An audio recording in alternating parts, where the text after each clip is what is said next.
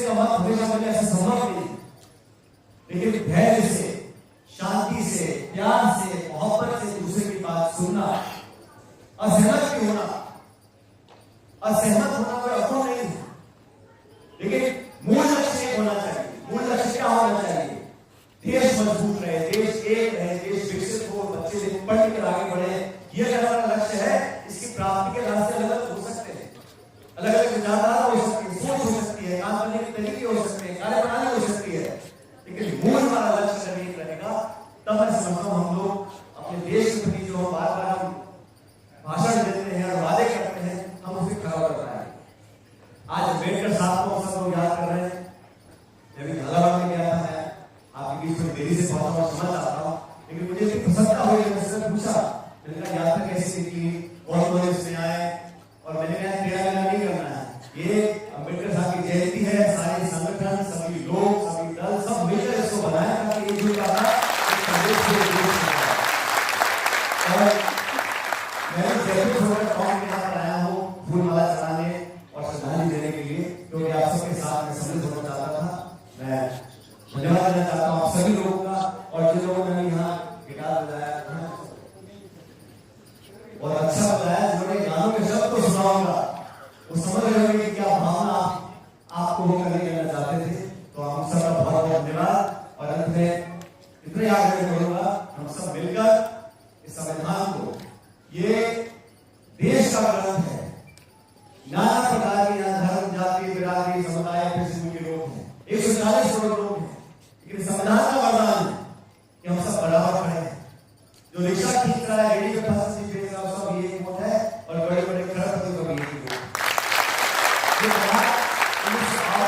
संविधान को ग्रहण किया था और गणतंत्र दिवस हम मनाते हैं। बड़े बड़े देशों में, अमेरिका में, यूरोप में रंग के आधार पर वोट डालने का अधिकार लोगों को नहीं दिया गया, महिलाओं को वोट अधिकार बहुत बाद में दिया गया।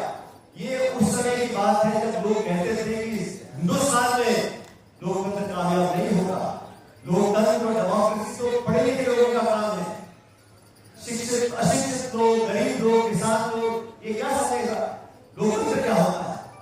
उस समय के नेताओं की दूरदर्शी देखिए आप, और उनको बाहर क्यों दिया अम्बेडकर साहब ने? उस पिछड़े समाज से आकर दुनिया घूम कर उन्होंने पूरी ताकत के साथ हमेशा के लिए इस संविधान में लिख दिया, हम सब बराबर हैं। समाज को अगर एक रखना है तो इस हकीकत को हम स्वीकार करना है। आप कल्पना करो उस समय कितना विरोध पैदा हुआ होगा, क्योंकि लोगों के मन में जो भावना होगी, कितने दबाव में काम किया होगा, लेकिन उस वक्त के दबाव देने के बावजूद भी उन्होंने अपनी बात पर अड़े रहे, और उनके नेतृत्व में जब संविधान का जो खाका तैयार हो रहा था, वो उनकी दूरदर्शिता थी। और मैं तो धन्यवाद देना चाहता हूँ उस वक्त के नेताओं का, विशेष रूप से महात्मा गांधी जी का और पंडित नेहरू का। उन्होंने इस देश को आगे ले जाने के लिए जो रास्ता चुना वो लोकतंत्र का चुना। और मैं आप मंच में कहना चाहता हूँ, हमारे आसपास बहुत सारे मुल्क हैं, चीन है, पाकिस्तान है, श्रीलंका है, बांग्लादेश है, नेपाल है, भूटान है।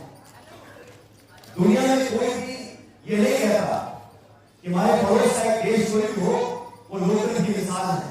भारत को लोकतंत्र की मिसाल क्यों बोलते हैं? सबसे बड़ा लोकतंत्र बोलते हैं।